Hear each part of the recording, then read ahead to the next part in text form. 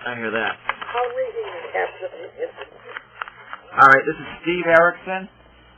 It's June 11th, 2006, and it's approximately 11:15 a.m. Eastern Standard Time.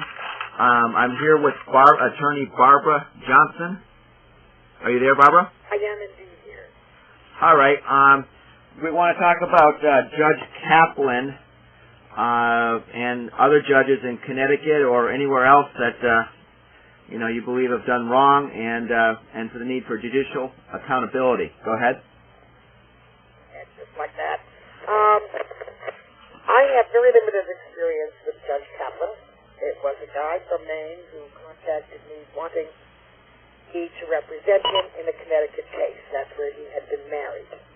So it was a rape case arising out of the divorce case. Many years after, actually, a number of years after the divorce was already over. And it was the rape, allegedly, of his daughter.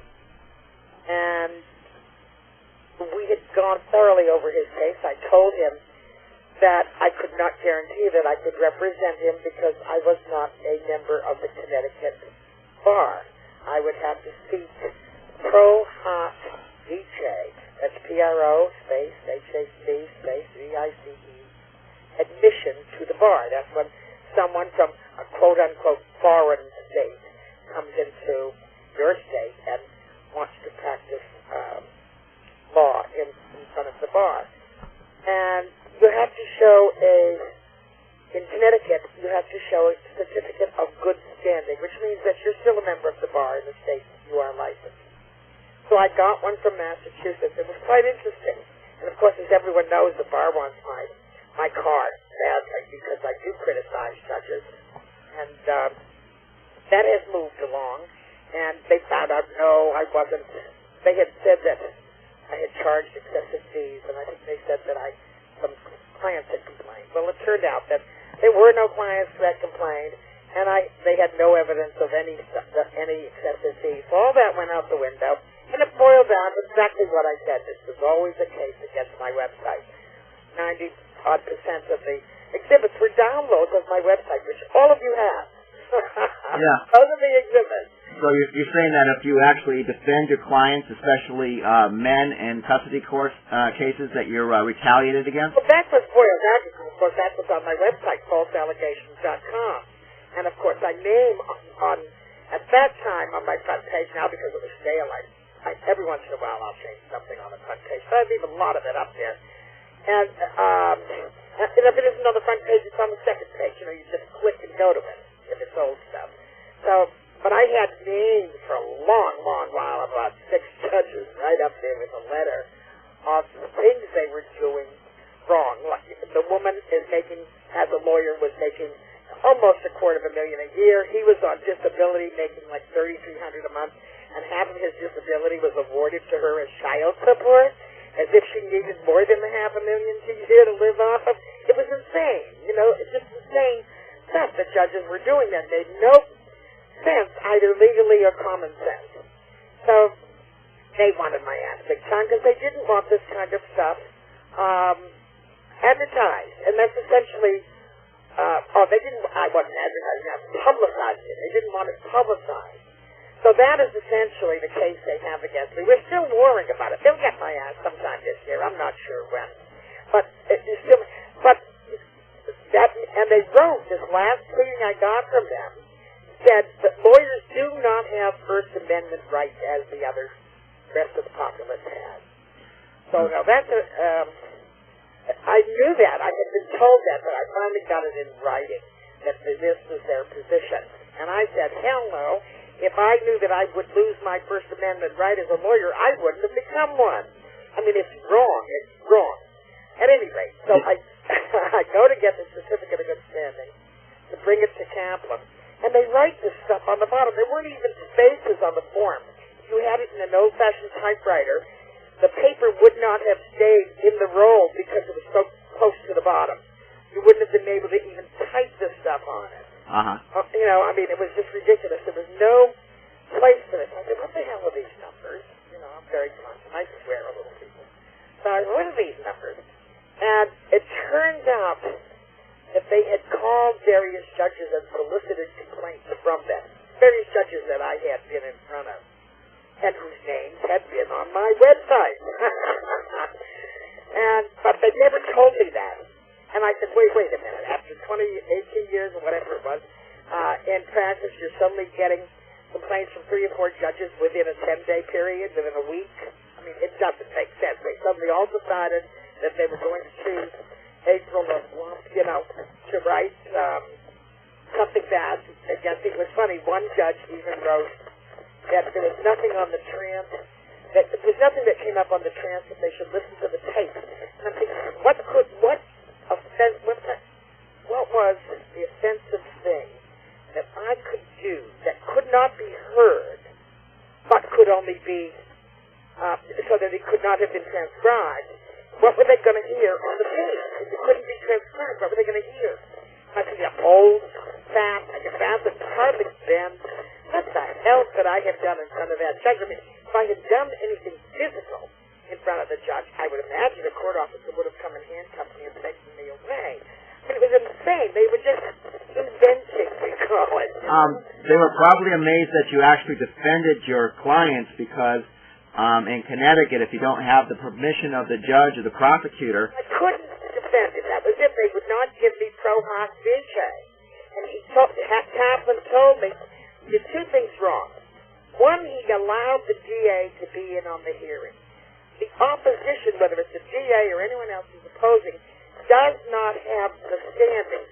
Those of you who know how to research will research what is standing. Someone who is properly before the court to put their 2 cents in.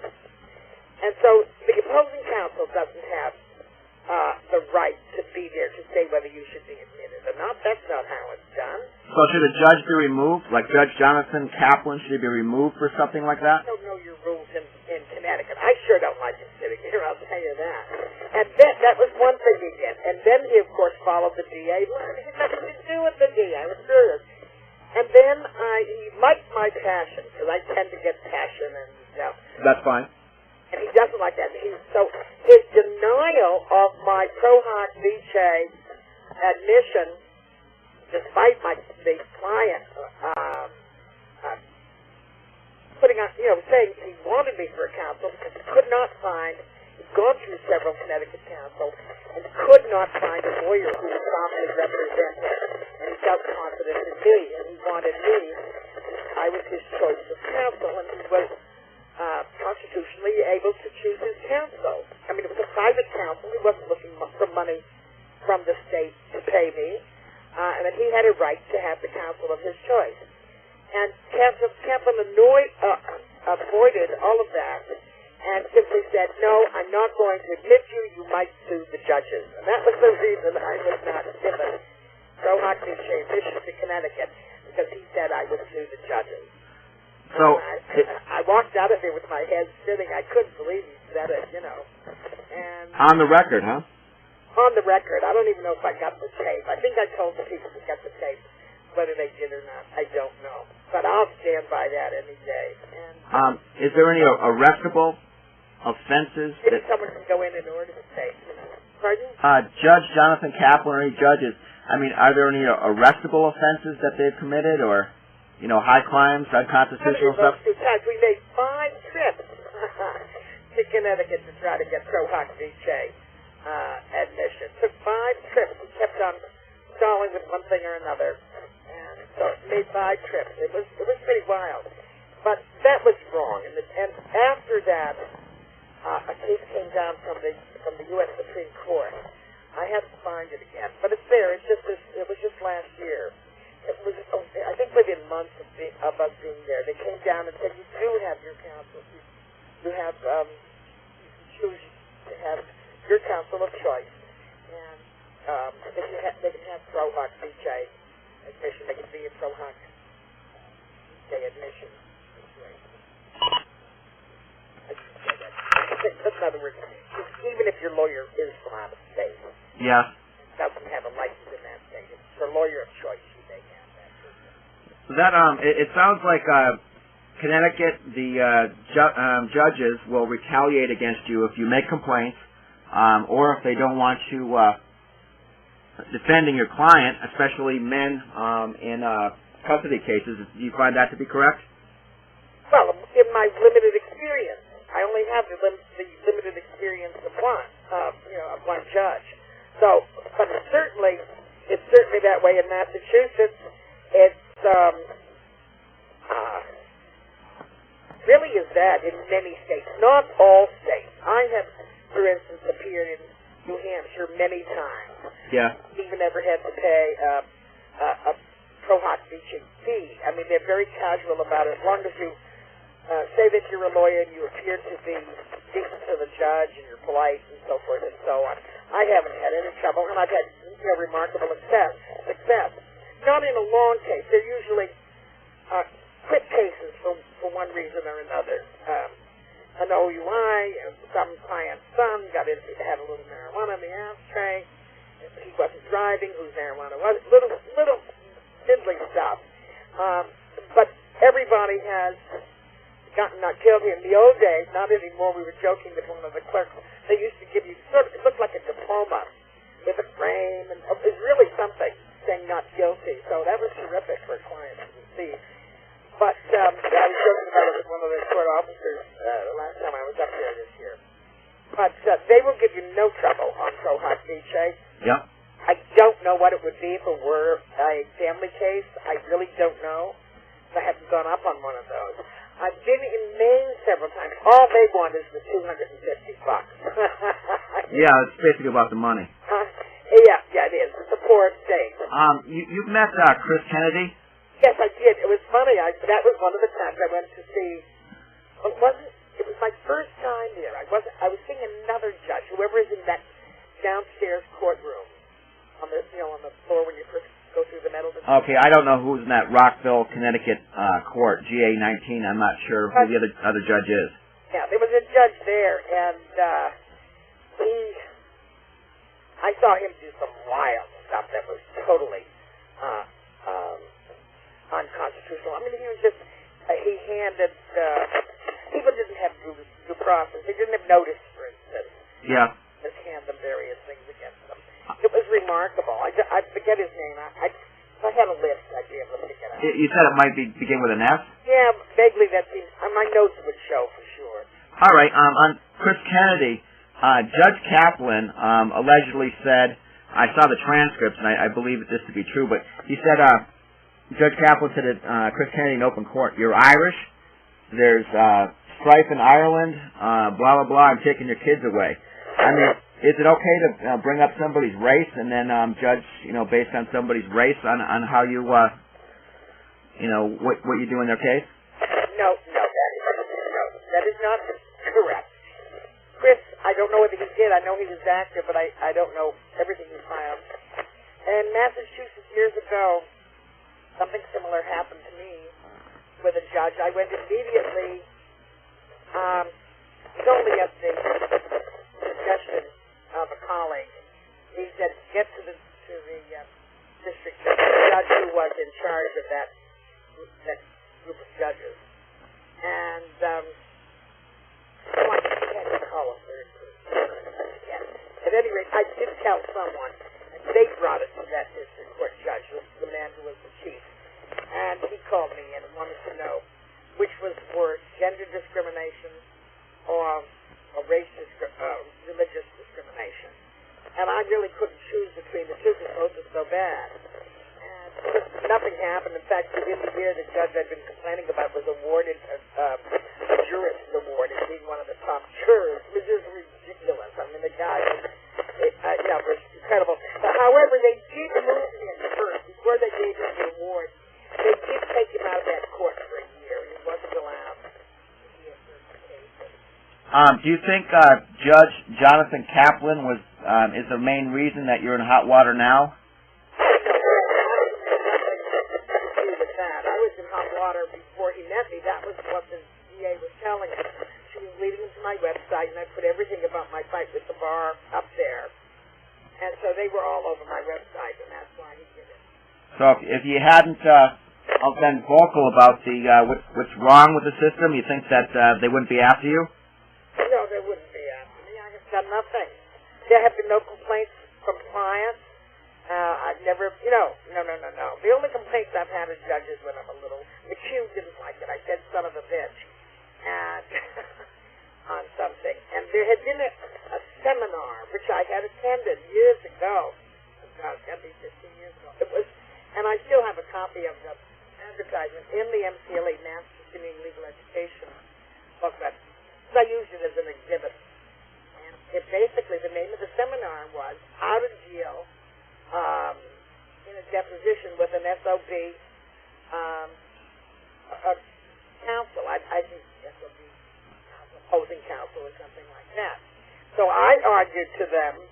In other words, I can use the initials SOB. I can even entitle a seminar using the initials SOB, but I can't say the words full out. Okay. That went nowhere. It cost me $75, but that's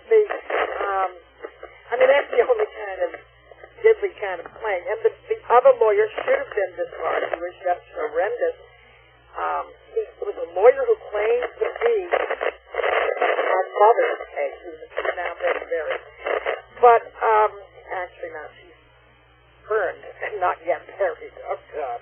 At any rate, that was my mother's case. And this guy had an argument with her counsel, who was not me. And so he put an attachment onto her case that she had against, that my father, before he died, had brought against some third party. And when he died, she became the administrator and so forth, and so she was handling it. But she didn't know from anything. And by this time, well, she died a few years ago, 91, so she must have been here in her late 70s or early 80s, and she wasn't quite with it, And so what this attorney did, who was angry with her attorney, he filed an attachment against her case. But he had never, and for fees, and he had never, I think he wanted $11,000, but he had never represented her. She never met him. She never knew who he was. It was just someone who was angry at her counsel. And so I stepped in to prove that she was not his counsel. So since her own counsel didn't do such a good job, and the bar would do nothing against this guy, and the judge has since disappeared. I don't know where he went. Maybe he disappeared like Jimmy Hoffa. He's literally disappeared. I don't know what happened to him. Not many books. St. Cyr was his name. He was operating in Rentham at that time. Yeah, we could probably go on so many stories. It seemed like to be a wealth of information. I could talk for hours on war stories. I mean, it's so widespread, the crap that goes on. It's just awful. If you don't mind for a second, I am talking about me, but I went to in Stafford Springs, Connecticut. I went to State Senator Tony Guglielmo and Representative Mordasky about Judge Kaplan. He would judge, not judge for landlords, for contractors, anybody self-employed, and he was basically skewed in how we'd, decide cases. I wrote him a real nasty letter after a small claims case saying that, Oh, the guy who was against you. Yeah, so I was, and I tried to have him removed through through elected officials. I was very vocal.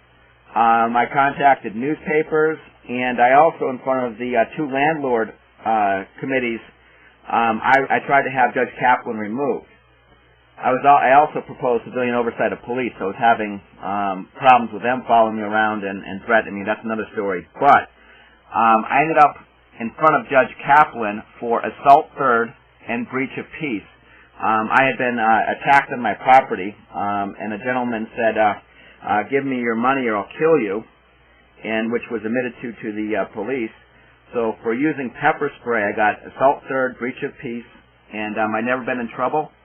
I wasn't given AR or any type of program or any type of deal. They told me plead guilty to a year and a half or go to trial at taxpayer expense. So I went in front of Judge Kaplan, and I got him there. He says, "You're guilty and you're going to jail," was the first thing he said when I got into the courtroom before the jury was even selected. And I also found out later in newspaper print that juries then were shown a videotape of how to find a defendant guilty, nothing about innocence or reasonable doubt. Well, bottom line, I sentenced to a year in prison, harsh conditions, 3 years probation. Have you ever heard of anybody getting a year in jail for assault third and breach of peace when they're attacked on their own property? I don't. I defended, well, no, not specifically. I defended a woman in Maine when she was evicted from her own house. Really? But she wasn't quite as clean as you were, but she had a very interesting case. The proof that would have helped her was in the registry of deeds. And I had done a complete title search, had a conveyance attorney do it. Yeah. And I had everything certified, all the papers from the registry certified. And the judge up there wouldn't allow me to put it into evidence. Certified public records? Now, this is crazy. So, now she did not get jail. Remember, I yell and I get the papers there. And yep. And the TV there. I've been told that I might be the first person in history that an attacker is given immunity for, a felon was given immunity to prosecute somebody for defending themselves on their own property during a robbery attempt. And I've been told even criminals that are on probation, which I've been aware of, don't get jail time for those charges. But I'm sure this stuff like it happens across the state. Not in every state. My understanding is that some states are indeed better than others. It really depends on the climate, the social climate of a state, and some of them are more aggressive in protecting a person's rights. In more of those states, I think you'll see them out west. Not Midwest, but out. I'm talking, say, between Ohio and California. They're the states that do not border any water that way. Understand. If I was trying to have a judge and prosecutor removed, wrote nasty letters to them, and nasty letters don't help. People do that all the time, and that's insane. You have to have facts. You have to take all the emotion out of it. You have to be totally objective and put no subjectively in there. But if I tried to have a judge removed or fired and a prosecutor removed or fired for not doing their job, doing it improper, I mean, and then they I can't. But I'm saying, isn't it improper that they later? The answer? What's that? Okay.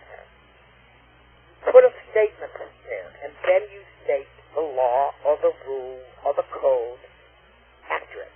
And you write another statement of that. Then your next sentence begins with identifying a statute, a code, a rule, with that.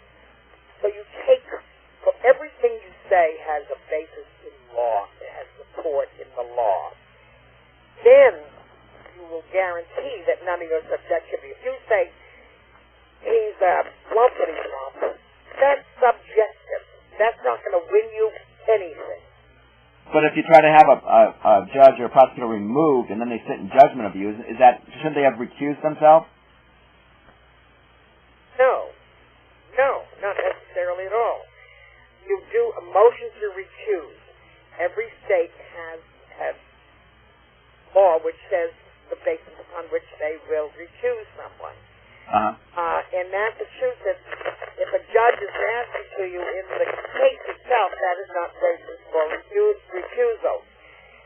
If you had a car accident with him down the street and you were opponents, he might have a conflict, some kind of conflict of interest, because he would have an outside reason from something outside the case, extraneous to this case, why he disliked you. That's because you went into the back of his car and he went into the back of yours. Yes.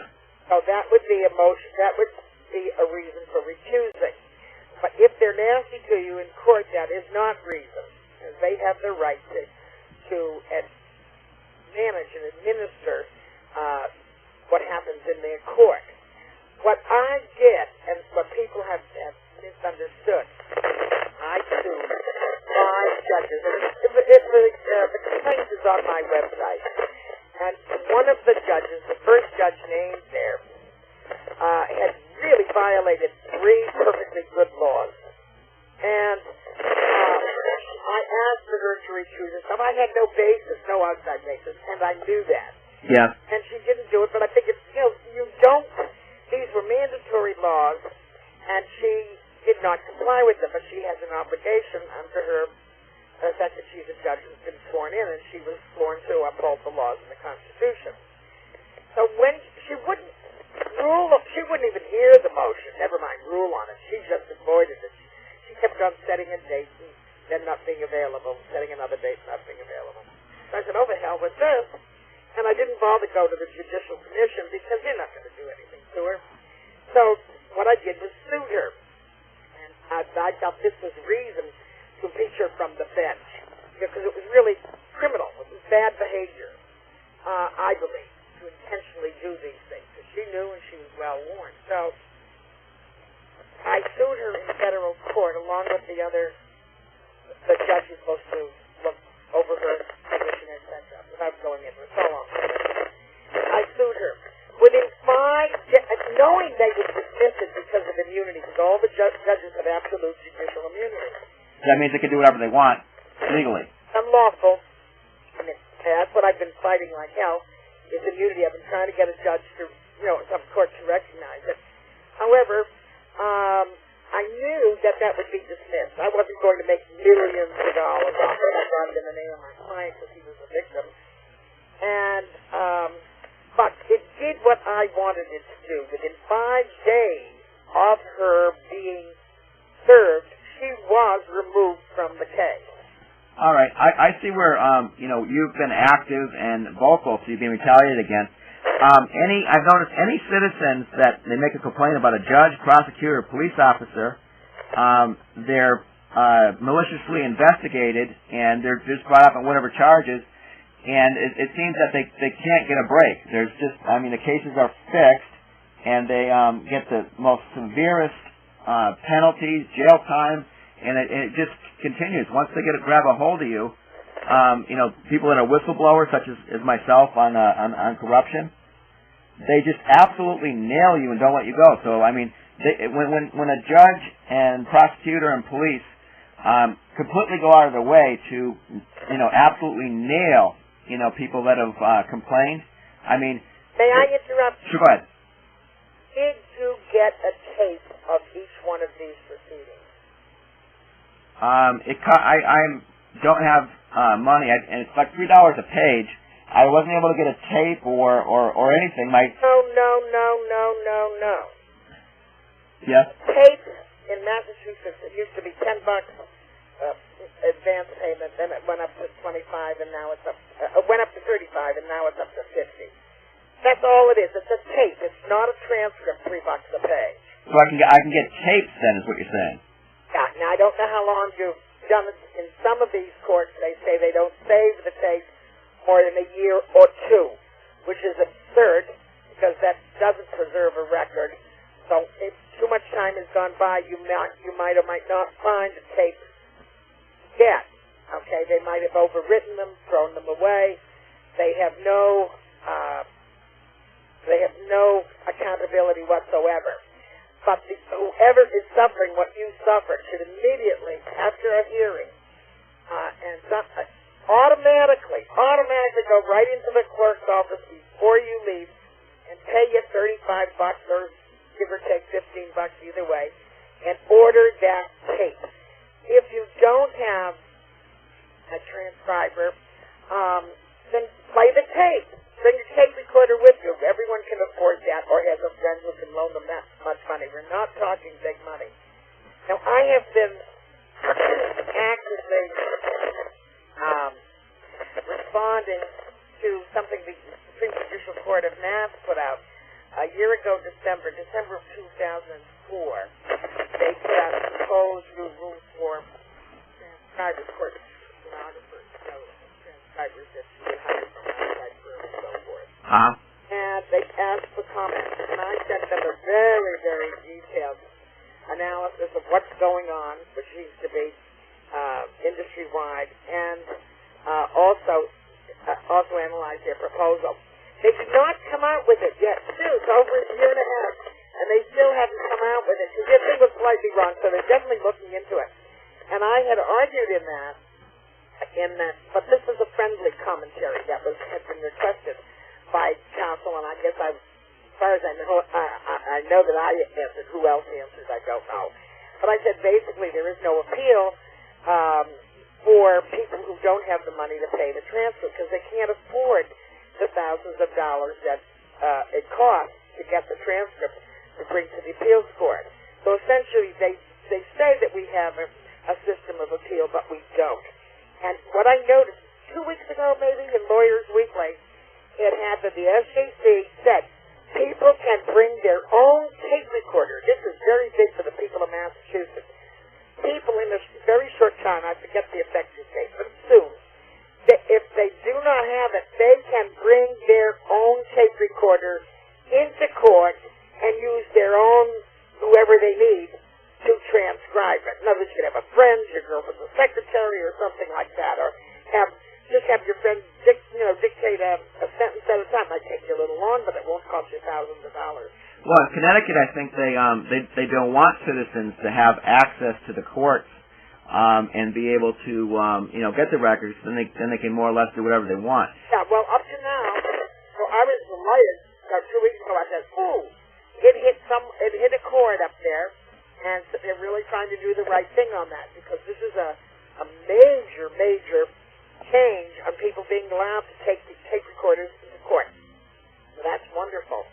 But certainly you have to be careful. They won't even tape automatically. You have to tell them before the court hearing that you want a transcriber there. And then you may or may not get one, or might not get one. There is no record in Maine. They clean out the files, is my experience. And they won't even have a record of the attorney who represented the other person. Wow. I know I have a case where I wanted the records, and I saw that file. I finally had the clerk do a letter of certification that the copy she gave me were all that appeared in the file. It was just nothing, really. I mean, it was just sort of administrative stuff. And they didn't even have the attorney's name. I mean, they couldn't even prove that a hearing took place, which was very interesting. So they could. Each court has its own little unusual rules. Let me ask you this. You've been in a lot of courts. You've seen a lot. Do you feel that Connecticut courts are fair, and do you believe the processes are fair and done correctly? I have only that experience with that anonymous judge in courtroom 1, who I saw serve complaint charges against people in a wrong fashion. Just that one time, but it was a fluke, I don't know. My only other experience in Connecticut was Judge Kaplan, where he allowed the DA to speak and to be in the room even, which was totally unlawful, and he did not allow my entrance on the basis simply that I would sue the judges. He had no proof of that. Yes, I had sued judges, but it was totally different. I just didn't arbitrarily sue a judge. I had documentary evidence. I had orders of court as evidence. I had certified transcripts as evidence. I had evidence, cold, document, paper, not hearsay. He couldn't when I sued the judge. So for him to say he didn't want me to be there because I would sue judges is insane. If he knew that the judge was going to act unlawfully, he should not have been up there because the judge would have been appropriately sued. But I wasn't there to sue judges. It was just one case. What's unfortunate about it is the guy then was stuck with a Connecticut counsel, and he was just sold down the river. What's unfortunate, I heard because his sister wrote me saying he was under house arrest for God knows how many years. So, I mean, it was just tragic, and there was no reason for that to happen. And but I asked Kaplan and the DA what the conviction rate was on these cases, and this is why they didn't want competent attorney. And I argued the reason why he went outside of Connecticut is that the average lawyer in Connecticut who has to face this system cannot buck the system for fear of retaliation. Yeah, so if they defend their clients, they lose their law license. Is that what you're saying? If they can, indeed, that's what's happening to me. I mean, that's what that whole thing is they will retaliate. And a lot of the lawyers have child support just the way the rest of you have. A lot of them have mortgages just the way the rest of you have. They have or rent, and they have to get oil and gas for their house and their car, etc. I mean, they have bills just like the rest of you. So for them, that's their livelihood. How would you like it for someone to say, "Well, I'm doing my job right, but you can't have your job anymore"? I mean, it's really quite unfair. So that they're scared as hell, Stephen. I hear that. Yeah. That's really it. A lot of them are incompetent. You could probably get rid of half the bar in every state and not miss them. But I haven't been in every state, so that's one outrageous statement that I made. They can get me for that. But there are unfortunately, there are all too many incompetent lawyers as well. But the great many of them really do see the problem, and they are against it, and they are really with you. You'd be surprised how many I hear from that channel on the phone, email, and so forth and so on, mostly by the phone because they don't want a paper record. But they'll say, "Keep on, go get it, girl," all kinds of encouragement. But they're scared stiff to do it themselves. I was trying to make a coalition of lawyers, and I met with one gal, a very nice lunch on the water, and she was really terrific. But they finally wore her down. She said, "Never again another family case. She can't take it emotionally, stress-wise." She was getting sick. She says, "That's it, Barb. That's it, Barb. I'm not doing any more family law cases. Just not going back into that court again." And that's what's happening to a lot of lawyers. They just don't believe what's going on. The judges themselves know it. I mean, I had a judge in federal court the other day. He said, "I know what we've heard what's going on. We know they don't have rules, and he's allowing things in the case in federal court that I couldn't get before a family court judgment. He wanted to know who the judges were." So there are judges who are good, active judges who are saying things behind the scenes. We call it sub rosa. They don't tell anybody about it, but it's it's like subflooring. It's like working under the table, okay? Under the table things happen. But they're not changing quickly enough for the people who aren't suffering in the family court, as is. But there are some good judges, and there are some good lawyers. They're not all bad. It's terrible when they do this broad brush approach, because then everyone gets insulted. I mean, there was one period there on emails, they were doing a broad brush approach on all the lawyers. I said, "Wait a minute." And they wanted me to, this guy then called me for representation. He didn't have any money, and he wanted a pay schedule. Yeah. X dollars a month. And I said, "Well, I've done that before, but if I had the money that was promised to be paid, I could take a few trips around the world nonstop for a number of years." I said, "So I can't do that because the longer it goes, the payments get fewer and fewer and less in amount. Yeah. I can't afford to do that." So he said something. I said, "I'll tell you what. I'll send you my bills. I'll send you my rent bill, my gas bill, my oil bill, so forth and so on. You pay those for the next 5 years." Big case. If I took it, I'd take millions. Yeah. That's not going to help me pay my bills now. Yeah. You pay my bills as they come in, and then I'll have a deal with you. Boy, it never hurts to end with that. There you go.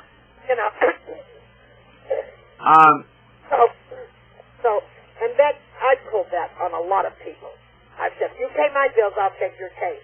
And of course, they've all backed down. Well, what the hell do they think I'm going to live off of?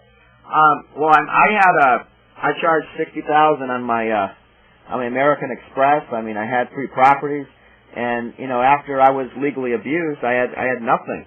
No, I do know what happens. I mean, I'm aware of it from both sides. I've seen the paper. I always ask for paper and never take. Because I have one client who keeps on saying he spent $250,000 on legal fees. I don't think he spent $25,000 over the years, many years. Yep. He can never prove it. He can never He's never showed me a canceled check. He's never showed me a bill. He's never, any proof whatsoever. He's just a bullshitter. And I have his case for another reason. But, a lot of, you really have to look at paper. You really can't believe there. As many people as there are honest, there are just as many who lie every time they can. Oh, they delude themselves. This guy happens not to be a bad guy. But they delude themselves, and they tell themselves a lie long enough that they begin to believe it. We all know people like that. Well, I mean, the criminal justice system, I mean, it does, have a purpose. Criminals are punished, but I've noticed, like in the case of Connecticut, I was told that the ADA laws, the American with Disability Act, not just, wheelchair accessible, but people that are, deaf or have, ADD or whatever disabilities not being accommodated. And also, it sounds like in Connecticut, if you really don't get a defense, even if you pay your lawyer, if the judge and prosecutor decide that, they'll threaten the lawyer with losing their license. Do you find that to be true? They don't threaten you're going to lose your license. They threaten they'll threaten they'll send your name to the bar, But that's basically the same thing. They threaten you for... That is indirectly, absolutely. But they get really upset. But I've had judges recuse themselves. I had one, I told him, I said, I don't have anything. I've been doing pro bono for 7 years, mostly, majority pro bono. I said, I have one, at that time the car was 20, now it's 22 years. I have one 20-year-old Toyota. I have one fire engine, just about as old, if not a little older, and one hearse, also old. Yeah. That's all I have. I have nothing else, no insurance, no malpractice insurance, no health insurance, no anything. No stocks, no bonds, no options. And I went right down the list. So he wanted to get me when I said something. So he said, at the end, he put it in writing. I laughed. He put it in writing that I was sanctioned $750, but I would have to pay when I sold my fire engine. I got that in writing. I thought that was really funny. Because clearly no one's going to watch to see when I sell my... Sell your fire engine. What I noticed is... although I'd love to sell it if anyone wants to buy it. Yeah, there you go. I see that lawyers that do a good job. I mean, if a lawyer serves your needs and you have no billable hours really. I mean, so that a lawyer that does their job, they don't get paid much, and then they can go out of business. But a bad lawyer keeps stringing you along, charges all sorts of hours. It seems like a lot of those that just don't do anything for their clients are rich.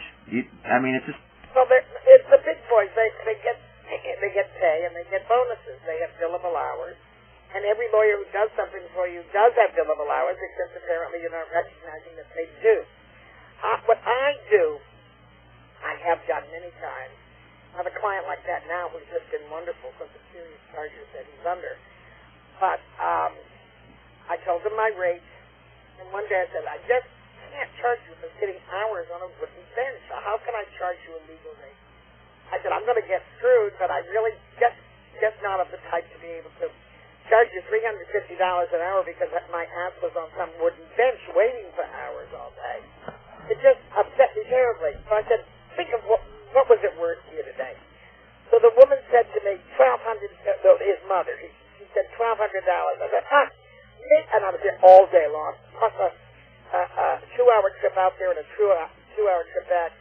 So I said, I'll make it 1,000. And they seem to have developed that as if every time I see them, I get $1,000. And I've worked like hell beyond just in court because I have to prepare the papers. Now they're really good and they recognize the work. So, so that's been good. What I have done on numerous occasions is basically the same thing. What's it worth to you? And someone will give me $500. Okay, but as another client of mine, friend of mine, says, that's all the guy can afford. And that's true. If he's working for what, 15, 25, even $30 an hour, that's all he can afford. So I haven't. That's fine. I've never gone after anyone for that, and because it's realistic, isn't it? I mean, but I don't get rich that way. I do get paid eventually because obviously I've done papers and motions ahead of time and spoken to him for 300 times when he's called, you know. So I didn't get paid for everything, but certainly I'm working essentially, some of the cases I figured out, I've worked for minimum wage.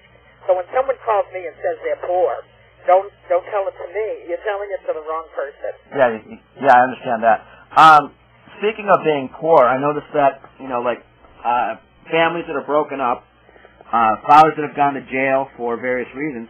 I mean, when you have a judicial system where it breaks up families... It's the Holocaust of America. They are destroying the family system of America. Society will never again be the same. But you can blame the bonuses from the federal government out of that. From the 209, the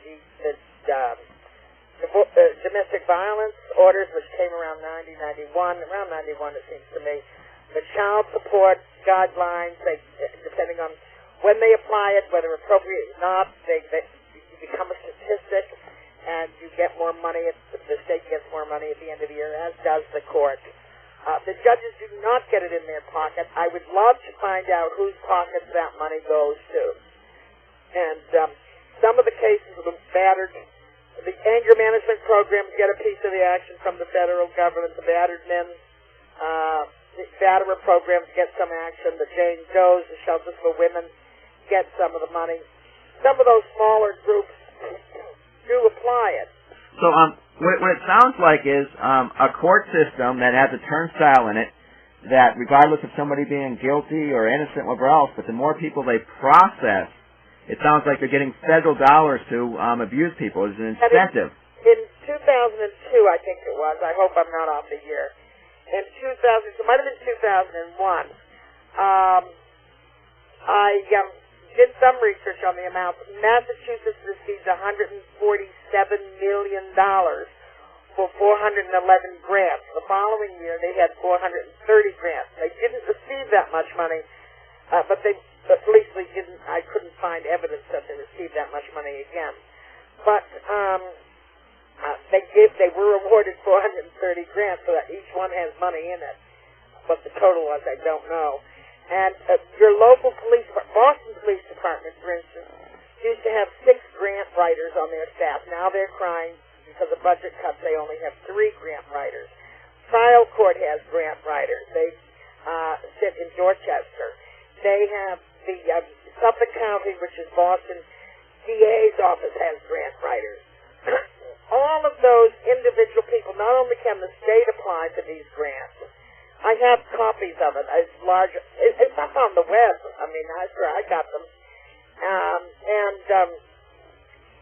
They not only can the state apply for the grants, so can each of these little groups apply independently, and they don't say duplicative filing.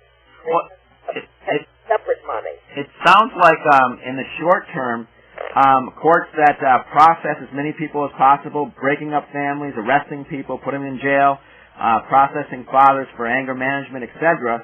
I mean, they're making all sorts of cash, and then multi-billion dollar industry. And so what happens is you get money in the short term, but fathers like me, you know, and others that are abused by the system, they're no longer paying taxes. They're no longer consumers.